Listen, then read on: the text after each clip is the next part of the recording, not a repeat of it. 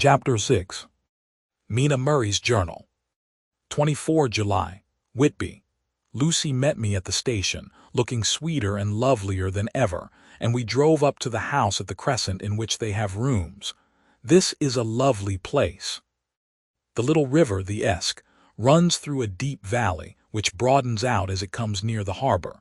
A great viaduct runs across, with high piers, through which the view seems somehow further away than it really is.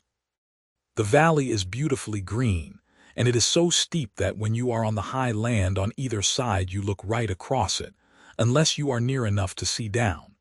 The houses of the old town, the side away from us, are all red-roofed and seem piled up one over the other anyhow, like the pictures we see of Nuremberg. Right over the town is the ruin of Whitby Abbey, which was sacked by the Danes, and which is the scene of part of Marmion, where the girl was built up in the wall.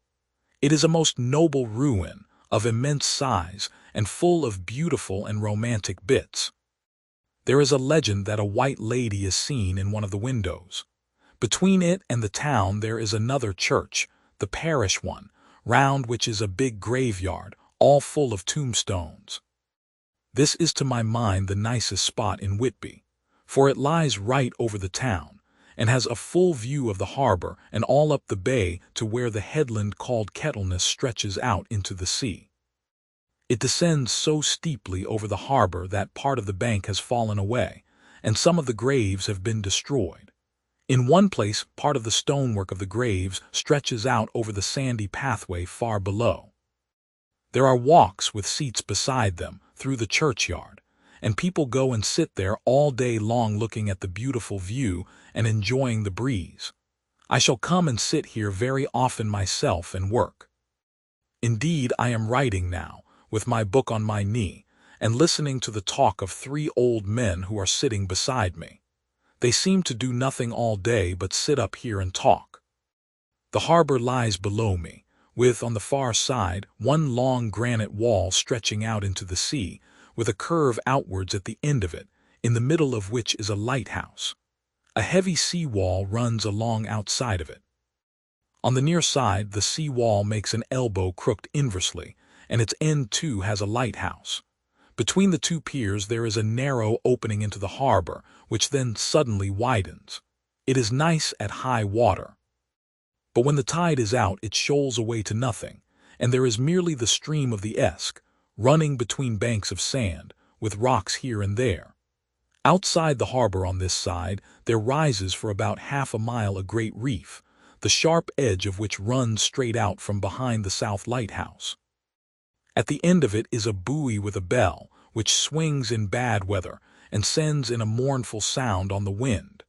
They have a legend here that when a ship is lost bells are heard out at sea. I must ask the old man about this. He is coming this way. He is a funny old man. He must be awfully old, for his face is all gnarled and twisted like the bark of a tree. He tells me that he is nearly 100, and that he was a sailor in the Greenland fishing fleet when Waterloo was fought. He is, I am afraid, a very skeptical person, for when I asked him about the bells at sea and the white lady at the Abbey he said very brusquely, "I wouldn't fash Maisel about them, miss. Them things be all wore out. Mind, I don't say that they never was, but I do say that they wasn't in my time. They be all very well for comers and trippers, and the like, but not for a nice young lady like you. Them feet folks from York and Leeds that be always eatin' cured herrins and drinkin' tea and lookin' out to buy cheap jet would creed aught. I wonder Maisel, who'd be bothered tellin' lies to them, even the newspapers, which is full of fool talk. I thought he would be a good person to learn interesting things from, so I asked him if he would mind telling me something about the whale fishing in the old days.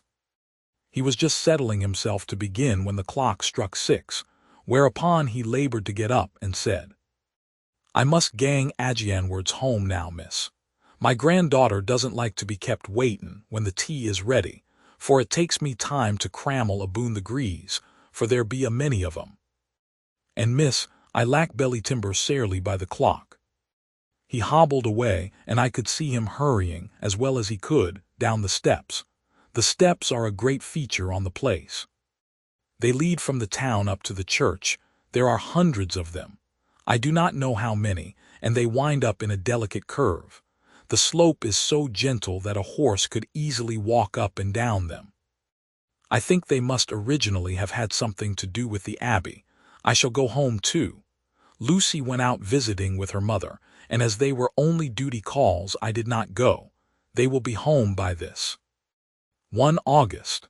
I came up here an hour ago with Lucy, and we had a most interesting talk with my old friend and the 2 others who always come and join him. He is evidently the Sir Oracle of them, and I should think must have been in his time a most dictatorial person. He will not admit anything, and downfaces everybody. If he can't out-argue them, he bullies them, and then takes their silence for agreement with his views. Lucy was looking sweetly pretty in her white lawn frock. She has got a beautiful color since she has been here.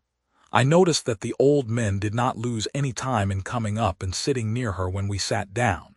She is so sweet with old people. I think they all fell in love with her on the spot. Even my old man succumbed and did not contradict her, but gave me double share instead. I got him on the subject of the legends, and he went off at once into a sort of sermon. I must try to remember it and put it down. It be all fool talk, lock, stock, and barrel. That's what it be, and nowt else. These bands and wafts and bow-ghosts and barguests and bogles and all anent them is only fit to set bairns and dizzy women abelderin. They be nowt but air blebs.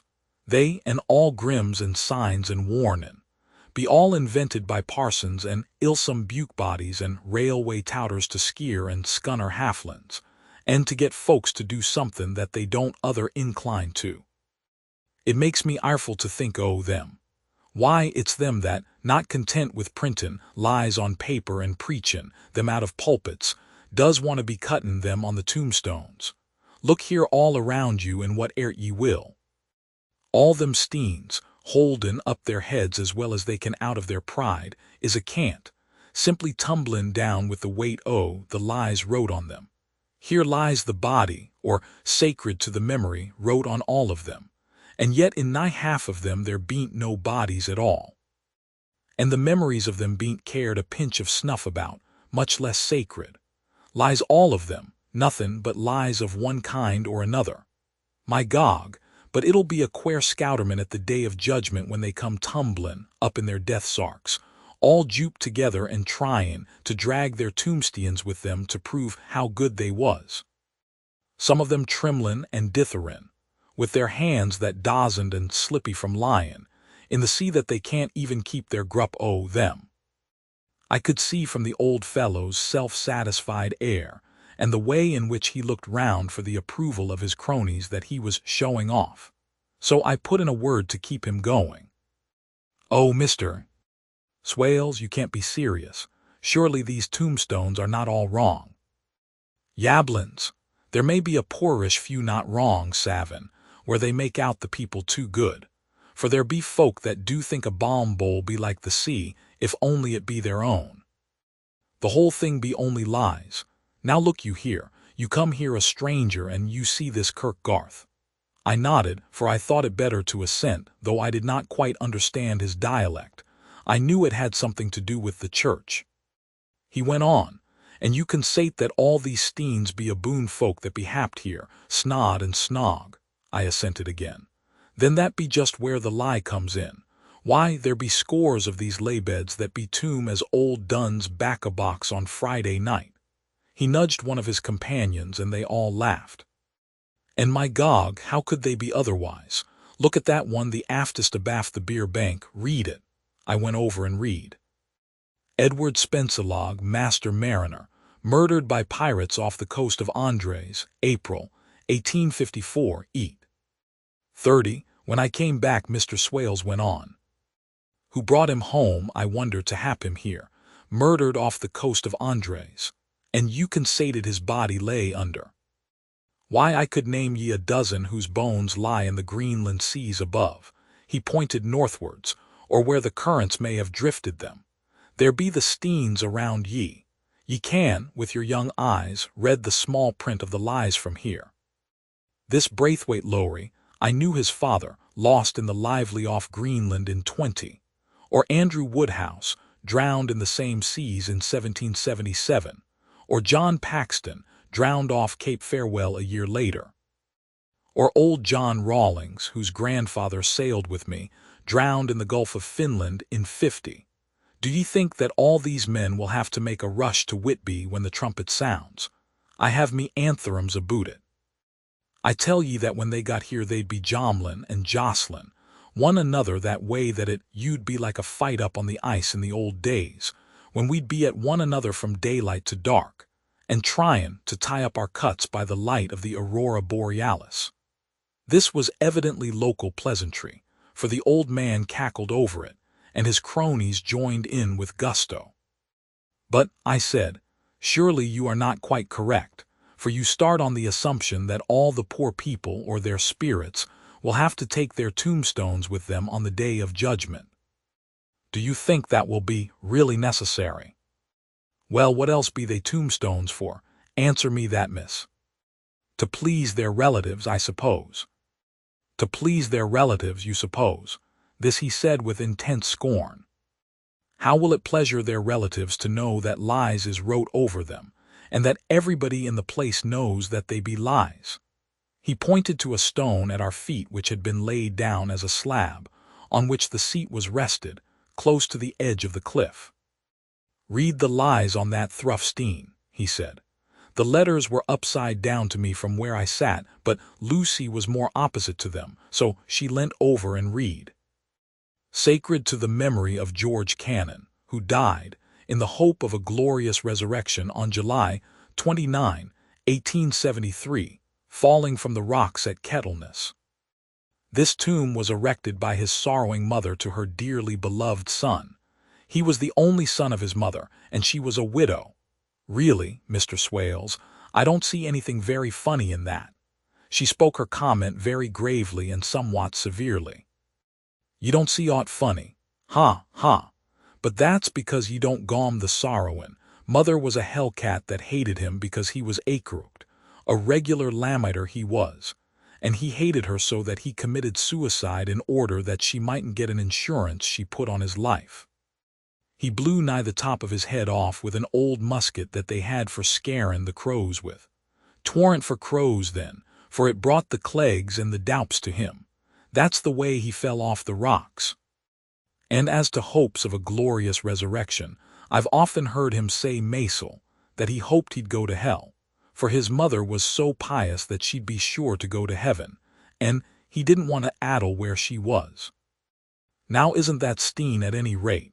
He hammered it with his stick as he spoke. A pack of lies.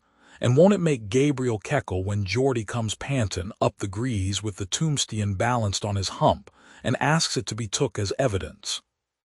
I did not know what to say, but Lucy turned the conversation as she said, rising up. Oh, why did you tell us of this? It is my favorite seat, and I cannot leave it, and now I find I must go on sitting over the grave of a suicide. That won't harm ye, my pretty, and it may make poor Geordie gladsome to have so trim a lass sittin' on his lap. That won't hurt ye. Why, I've sat here off and on for nigh 20 years past, and it hasn't done me no harm. Don't ye fash about them as lies under ye, or that docin' lie there either. It'll be time for ye to be getting scart when ye see the tombstones all run away with, and the place as bare as a stubble field. There's the clock, and I must gang. My service to ye, ladies. And off he hobbled. Lucy and I sat a while, and it was all so beautiful before us that we took hands as we sat, and she told me all over again about Arthur and their coming marriage. That made me just a little heartsick, for I haven't heard from Jonathan for a whole month. The same day, I came up here alone, for I am very sad. There was no letter for me. I hope there cannot be anything the matter with Jonathan. The clock has just struck 9. I see the lights scattered all over the town, sometimes in rows where the streets are, and sometimes singly. They run right up the Esk and die away in the curve of the valley. To my left, the view is cut off by a black line of roof of the old house next the abbey.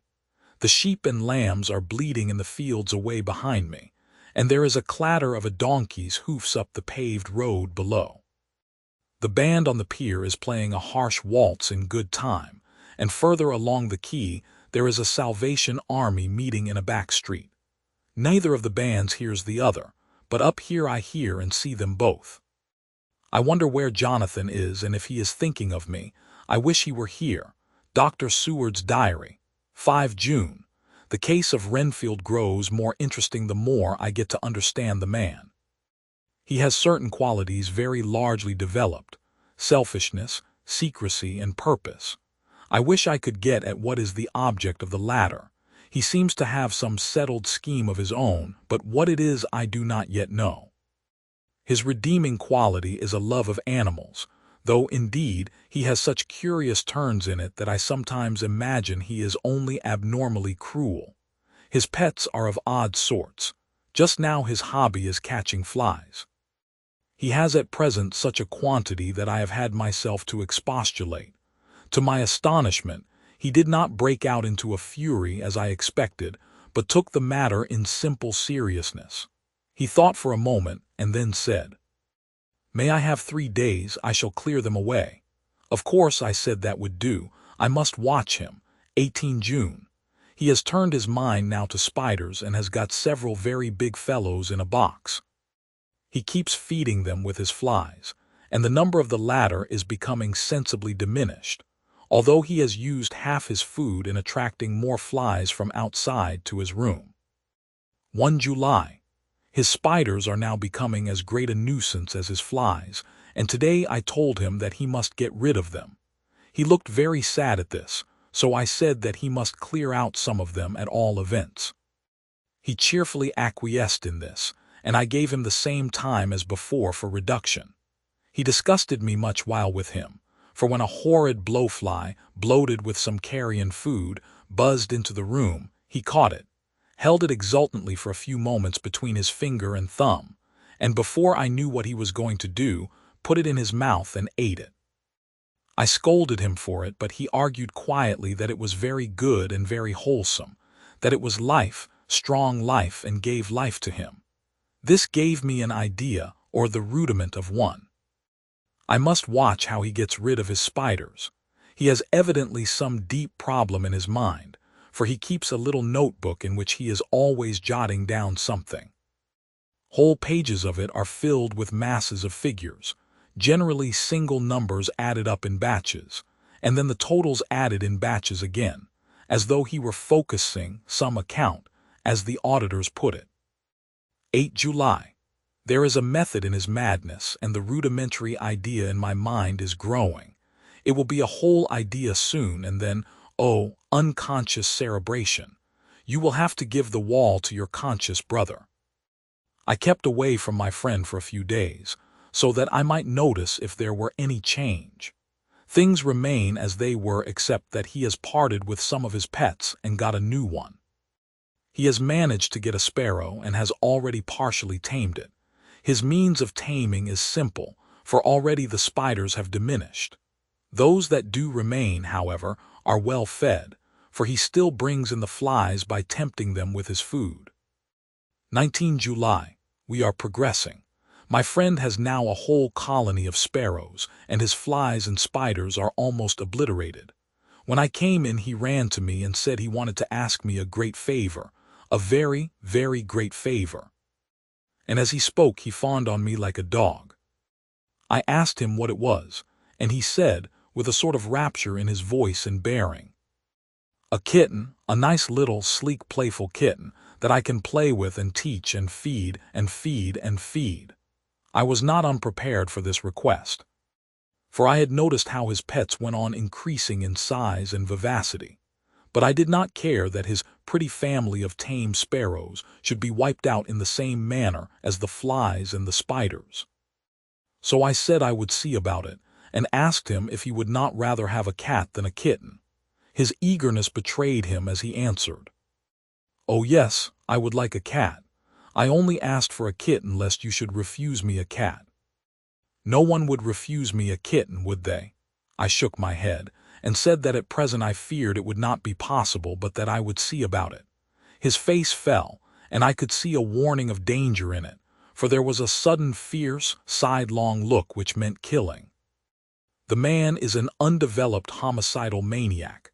I shall test him with his present craving and see how it will work out. Then I shall know more. 10 p.m. I have visited him again and found him sitting in a corner brooding. When I came in, he threw himself on his knees before me and implored me to let him have a cat, that his salvation depended upon it. I was firm, however, and told him that he could not have it, whereupon he went without a word and sat down, gnawing his fingers in the corner where I had found him. I shall see him in the morning early. 20 July. Visited Renfield very early, before the attendant went his rounds. Found him up and humming a tune. He was spreading out his sugar which he had saved in the window, and was manifestly beginning his fly-catching again. And beginning it cheerfully and with a good grace. I looked around for his birds, and not seeing them, asked him where they were. He replied, without turning round, that they had all flown away. There were a few feathers about the room, and on his pillow a drop of blood. I said nothing, but went and told the keeper to report to me if there were anything odd about him during the day. 11 m. The attendant has just been to me to say that Renfield has been very sick and has disgorged a whole lot of feathers.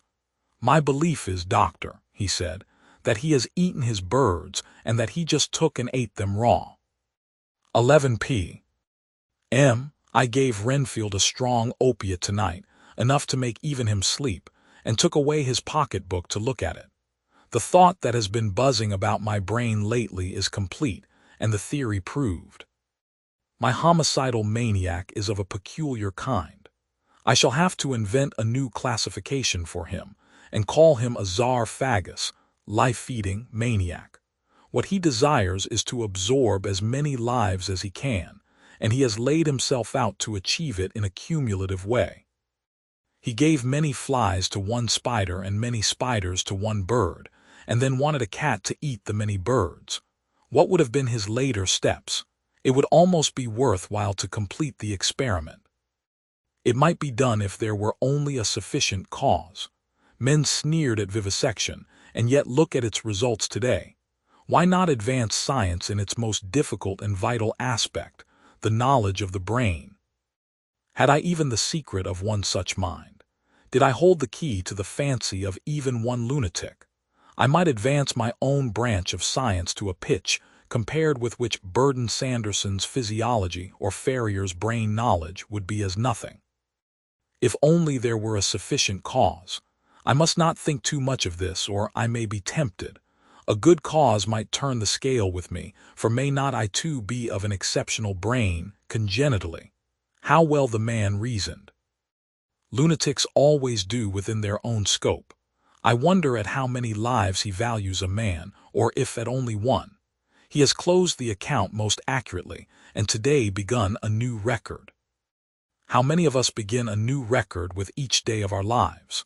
To me, it seems only yesterday that my whole life ended with my new hope, and that truly I began a new record. So it will be until the great recorder sums me up and closes my ledger account with a balance to profit or loss. Oh, Lucy, Lucy, I cannot be angry with you, nor can I be angry with my friend whose happiness is yours. But I must only wait on hopeless and work. If I only could have as strong a cause as my poor mad friend there, a good, unselfish cause to make me work, that would be indeed happiness. Mina Murray's Journal. 26 July. I am anxious, and it soothes me to express myself here. It is like whispering to one's self and listening at the same time. And there is also something about the shorthand symbols that makes it different from writing. I am unhappy about Lucy and about Jonathan. I had not heard from Jonathan for some time and was very concerned, but yesterday dear Mr. Hawkins, who is always so kind, sent me a letter from him. I had written asking him if he had heard, and he said the enclosed had just been received. It is only a line dated from Castle Dracula and says that he is just starting for home. That is not like Jonathan. I do not understand it, and it makes me uneasy. Then, too, Lucy, although she is so well, has lately taken to her old habit of walking in her sleep. Her mother has spoken to me about it, and we have decided that I am to lock the door of our room every night. Mrs. Westenra has got an idea that sleepwalkers always go out on roofs of houses and along the edges of cliffs, and then get suddenly wakened and fall over with a despairing cry that echoes all over the place. Poor dear, she is naturally anxious about Lucy, and she tells me that her husband, Lucy's father, had the same habit, that he would get up in the night and dress himself and go out if he were not stopped. Lucy is to be married in the autumn, and she is already planning out her dresses and how her house is to be arranged. I sympathize with her, for I do the same, only Jonathan and I will start in life in a very simple way, and shall have to try to make both ends meet. Mr. Holmwood, he is the Hun. Arthur Holmwood, only son of Lord Godalming, is coming up here very shortly, as soon as he can leave town, for his father is not very well, and I think dear Lucy is counting the moments till he comes. She wants to take him up to the seat on the churchyard cliff and show him the beauty of Whitby. I dare say it is the waiting which disturbs her. She will be all right when he arrives. 27 July. No news from Jonathan. I am getting quite uneasy about him, though why I should I do not know.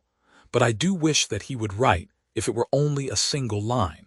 Lucy walks more than ever, and each night I am awakened by her moving about the room. Fortunately, the weather is so hot that she cannot get cold, but still the anxiety and the perpetually being wakened is beginning to tell on me, and I am getting nervous and wakeful myself. Thank God, Lucy's health keeps up. Mr. Holmwood has been suddenly called to ring to see his father, who has been taken seriously ill. Lucy frets at the postponement of seeing him, but it does not touch her looks. She is a trifle stouter, and her cheeks are a lovely rose pink. She has lost that anemic look which she had. I pray it will all last. 3 August. Another week gone, and no news from Jonathan, not even to Mr. Hawkins, from whom I have heard. Oh, I do hope he is not ill. He surely would have written. I look at that last letter of his, but somehow it does not satisfy me. It does not read like him, and yet it is his writing. There is no mistake of that. Lucy has not walked much in her sleep the last week, but there is an odd concentration about her which I do not understand. Even in her sleep she seems to be watching me. She tries the door, and finding it locked, goes about the room searching for the key. 6 August. Another 3 days and no news. This suspense is getting dreadful. If I only knew where to write to or where to go to, I should feel easier. But no one has heard a word of Jonathan since that last letter. I must only pray to God for patience. Lucy is more excitable than ever, but is otherwise well. Last night was very threatening, and the fishermen say that we are in for a storm. I must try to watch it and learn the weather signs. Today is a gray day, and the sun as I write is hidden in thick clouds, high over Kettleness. Everything is gray, except the green grass, which seems like emerald amongst it. Gray earthy rock, gray clouds, tinged with the sunburst at the far edge, hang over the gray sea, into which the sand points stretch like gray fingers. The sea is tumbling in over the shallows and the sandy flats with a roar, muffled in the sea mists drifting inland. The horizon is lost in a gray mist. All is vastness. The clouds are piled up like giant rocks, and there is a brool over the sea that sounds like some presage of doom. Dark figures are on the beach here and there, sometimes half shrouded in the mist, and seem men like trees walking. The fishing boats are racing for home, and rise and dip in the ground swell as they sweep into the harbor, bending to the scuppers. Here comes old Mr. Swales. He is making straight for me, and I can see, by the way he lifts his hat, that he wants to talk. I have been quite touched by the change in the poor old man. When he sat down beside me, he said in a very gentle way, I want to say something to you, miss." I could see he was not at ease, so I took his poor old wrinkled hand in mine and asked him to speak fully. So he said, leaving his hand in mine, "I'm afraid, my dearie, that I must have shocked you by all the wicked things I've been saying about the dead, and such like, for weeks past. But I didn't mean them, and I want ye to remember that when I'm gone. We odd folks that be daffled, and with one foot abaft the crock-hool, don't altogether like to think of it, and we don't want to feel scarred of it. And that's why I've took to mackin' light of it so that I'd cheer up my own heart a bit. But Lord love ye, miss, I ain't afraid of dyin', not a bit. Only I don't want to die if I can help it. My time must be nigh at hand now, for I be odd, and 100 years is too much for any man to expect. And I'm so nigh it that the odd man is already whettin' his scythe. Ye see, I can't get out the habit of caffin about it all at once. The chaffs will wag as they be used to. Some day soon the angel of death will sound his trumpet for me. But don't ye duel and greet, my dearie," for he saw that I was crying. "If he should come this very night, I'd not refuse to answer his call. For life be, after all, only a waitin' for something else than what we're doin'. And death be all that we can rightly depend on. But I'm content, for it's common to me, my dearie, and common quick. It may be common while we be lookin' and wonderin'.